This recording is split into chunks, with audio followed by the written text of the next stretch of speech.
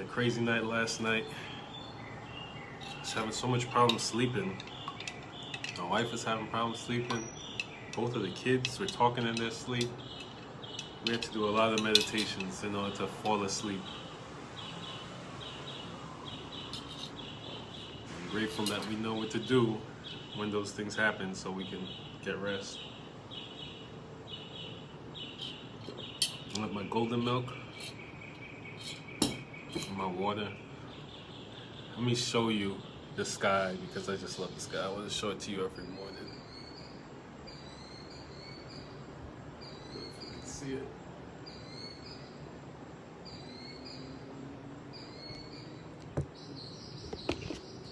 I hope you were able to see it. Good morning, Charmaine. Morning. Okay, so today before our meditation, we're going to talk about forgiveness and anger, because that's what was put on my heart. I pray about what I should talk about before the meditation every time. And forgiveness and anger is not what I wanted to talk about. I wanted to talk about morning and evening routines, but maybe we'll talk about that tomorrow. This really felt like it was important to talk about, so we'll talk about that. Now, I'm still looking at the sky because it's so amazing. But anyway, so this I guess it kind of connects to the message a day or two ago when I said you have to have peace first. If you want to have peace, peace has to be a priority. Peace has to be like number one on your list. Because if you put it at the bottom of the list or even second or third, you're going to let those things that are first and second go ahead of it.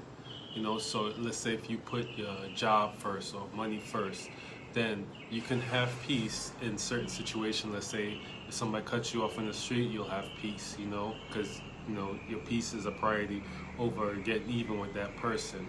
Or if somebody does you wrong, you can still have peace because you'll forgive them and let it go.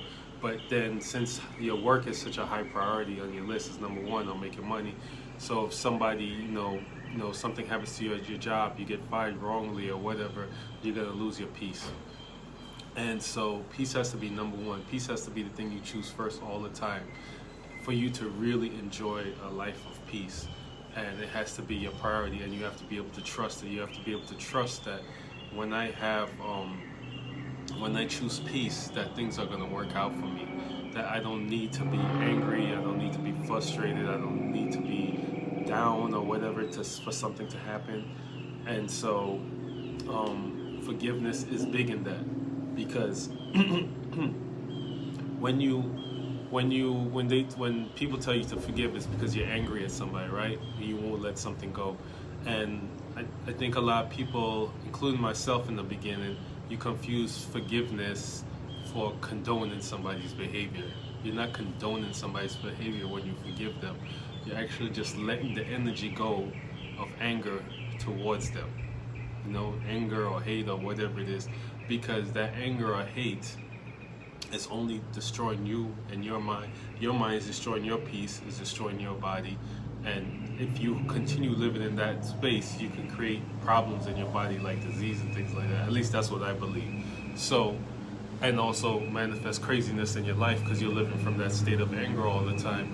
And you could be angry at a person, and that person ends up making you into an angry person because you never let it go. And nothing happens to them from your anger. Like, you don't need anger to do something if you need to, let's say somebody did something. Let's say what's going on right now. We don't have to be angry in order to get justice for that guy. You could be angry and do nothing at all. You could be angry, sitting in your house, upset, kicking things over, and never sign a petition, never do any peaceful protests, never, donate to any causes. You can just have anger for absolutely no reason. And then there's people that have anger and they feel like it fuels them to do things. If you let go of the anger, you will still have fuel to do things. And if you don't have the fuel to do that thing anymore, that means that thing wasn't the right thing. Whatever it is that you were trying to do, that you could only do with anger, it was like my story about saying no. I used to have to get mad to say no. And then once I learned to have peace and trust peace, then I was able to still say no in peace. I didn't need anger. I didn't need to get angry at somebody to actually to have the confidence to say no to them. So I'm going to tell you some tools. I don't want to sit here and try and convince you that forgiveness is good, because everybody's going to come into that at their own time. But as soon as I realize that I'm angry at somebody, or or I got some kind of upset against somebody, I start working on releasing it, and immediately as soon as I figure it out. So like the example that came to me this morning is like, if you sit on a chair and the chair breaks on you, are you gonna be angry at the chair, right? You're gonna say, you're gonna make a decision. You're gonna say, I'm not gonna sit in that chair, or maybe any chair like that anymore, right? So you may feel angry or embarrassed that that happened, but you're not gonna stay angry at the chair. That would be silly. Anybody would be like, you're being ridiculous. What you're gonna do though is you're gonna make a decision based upon what happened, that I'm not dealing with that chair anymore, or any chair like that. And it's the same thing with being angry at a person. You can assess the situation, decide if you're not going to deal with that person anymore, if you're going to file a report against them, or whatever you got to do in that situation, without having the anger be there. The anger is making them win. The anger is destroying your peace and your body. So I release it immediately, because I don't want no parts of that. And I'm going to tell you some ways that you can forgive.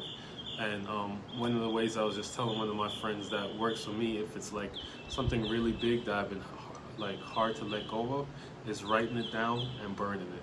So you write down all your feelings about that person or that thing that happened, and writing things down alone is cathartic. Sometimes that alone will be good enough, but you just write it out, you just spill it onto the page, almost like you're taking all that anger and pouring it into the paper.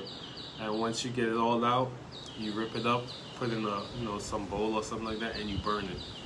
And so many people has done this, including myself, and it's amazing how good you feel from doing it. It's so cathartic. I don't understand why it works, but it does work, But if you don't want to go and like burn your writing, you could just writing down what you're angry about. And you can even write in the end to ask God or the universe, to thank God or the universe to help me to let this go. You can pray to help me to forgive and let this go.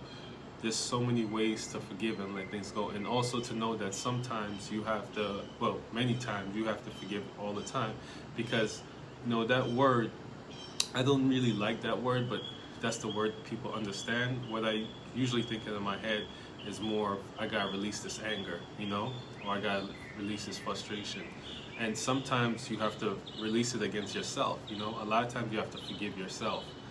You're angry at yourself for not doing something, or something you should have did, or something you shouldn't have done, And if you're angry at yourself, you're definitely not gonna have any peace. You're angry at somebody, you're not gonna have any peace. You have to learn how to forgive yourself, forgive other people. You need to learn how to process that energy. And instead of getting angry and frustrated, process the energy, let it go, and then learn from whatever that situation is, that whatever it is you need to do, whatever you need to correct inside yourself. Instead of being mad at yourself, release the anger against yourself and decide what you need to do now, or decide how you need to interact with this person or not interact with this person anymore. But the anger, the anger, the sadness, the frustration, the shame, all those energies are blocking your peace. You can't be at peace and feel anger or shame or guilt. You have to process and let go of those energies. And if you can't let go of those energies, you're not going to have a solid foundation of peace. And when you finally put peace first, and you let go of all the excuses for you to hold on to this energy and hold on to that energy, then you will have deep peace. And man, once you have that deep peace, you don't want to trade it for anything, because there's nothing like that feeling. So I think that's going to be it for that part. It wasn't that long. Oh, I wanted to talk about this book. This is my recommendation for today. Is You Can Heal Your Life by Louise Hayes. This is an amazing book. This is an amazing woman. She's no longer with us, but this is a great book. And this really was one of the first books that helped me to learn about the power of like affirmations and the power of the words you're saying in your head and the stories you're saying in your head and how it actually, this basically manifests in your life. And she talks a lot about forgiveness in this book, forgiving yourself, forgiving others. And I recommended this, me and my wife have recommended this to a lot of people, and a lot of people it has changed their life from this book alone. It's actually amazing to see. And it's one of the most powerful spiritual books you'll ever find. And also this is very like, I don't really like to recommend this book too much because this is out up there, man. This is one of my favorite books of all time, but it's hard to grasp, especially for a beginner, in learning about, the mind and consciousness and all of that. But if you feel drawn to this book, then get it. The first time I started reading it, I didn't get it and I put it down. I think like a year or two later is when I started reading it again, and I fell in love with it. So this is The Power of Now by Eckhart Tolle. And so we're gonna start our meditation. My cousin Candy has told me that she doesn't like the timer that I was using before. She says it's too harsh. So I got this thing. It's called Insight Timer. If you guys wanna, I've used it before, and it has different like sounding bowls and like sounds that they usually use in meditation. It's basically this, but on the app. So when it ends, this is gonna play instead of that buzzer, and I'm gonna start the meditation with this. So when you hear this, just start relaxing, and then when the sound goes all the way away, then we're gonna start doing our breathing for 3, down into our stomach, holding it for 3, breathing it out through your mouth for 5. And we're gonna do that for the 5 minutes until the gong goes off. Remember, don't fight any thoughts that come up, or you get attached to a thought and you forget you're meditating. Just come back to your breathing. And don't fight it, just let it go. That's like forgiving, Just let it go. You're not trying to push any thoughts away. You're not trying to push any thoughts down.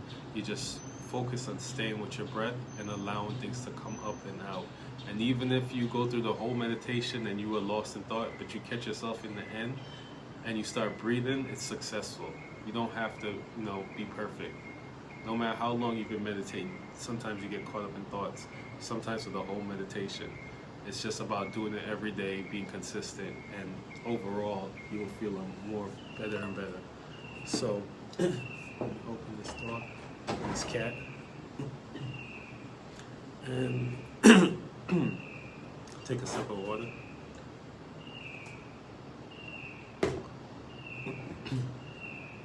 All right, let's just loosen up first. Neck, jaw.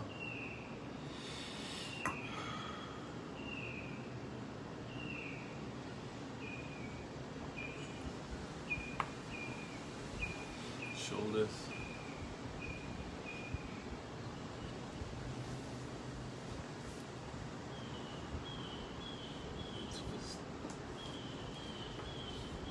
Remember, it's okay to move if you have to move in the meditation. If you have an itch, just scratch it. Okay. Okay, let's do this.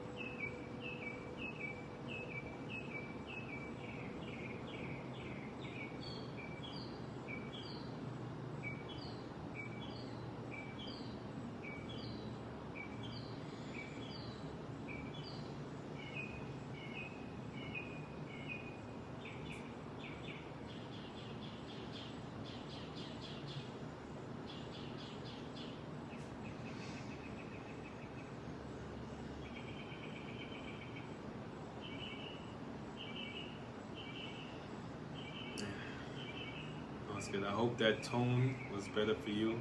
My little sister, Candy, was like, the other buzzer was too much.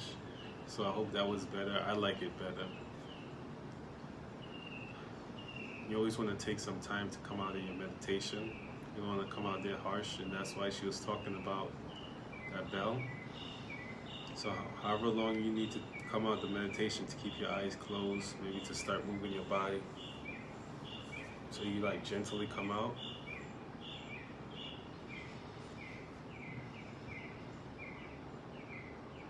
I gotta show you the sky one more time. Look at this. Wait, can I just turn the camera around? Yeah, I'm doing some old stuff. Look at that. It's like every morning you get a new, like God has given you like a new canvas of art. It's just amazing. I love the sky. I love the morning sky. I love the evening sky. I just love the sky in general.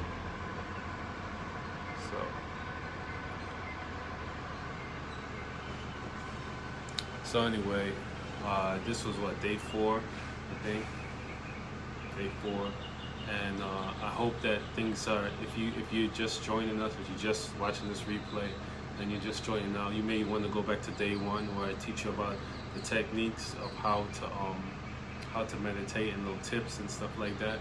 And I've heard back from a couple people that it actually worked for them, because a lot of the little stumbling blocks that people say it's hard to meditate, it's not hard. It's just that you don't have a good strategy. You don't really understand to do.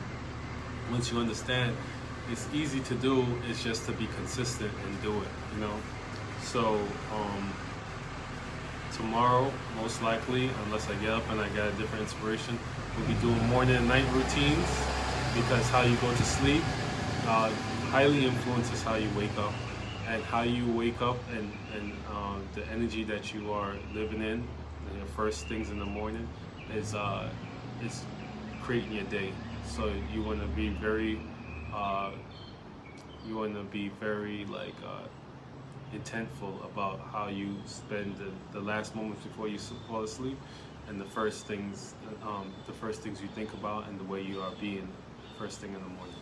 So I don't think I have anything else to say. I'm going to put this on YouTube like right away. I'm going to do a little longer meditation first before I go and do that. But I hope you guys have a great day. I hope that you are feeling more peace as the days goes on along with this. And I guarantee you that if you do the things I'm telling you, that you will have. It's regardless of what's going on outside and what's going around in the world, you will have more peace by just doing these things. Peace is a process, it's not a circumstance. Okay? All right, so you guys have a good day. I'll see you tomorrow.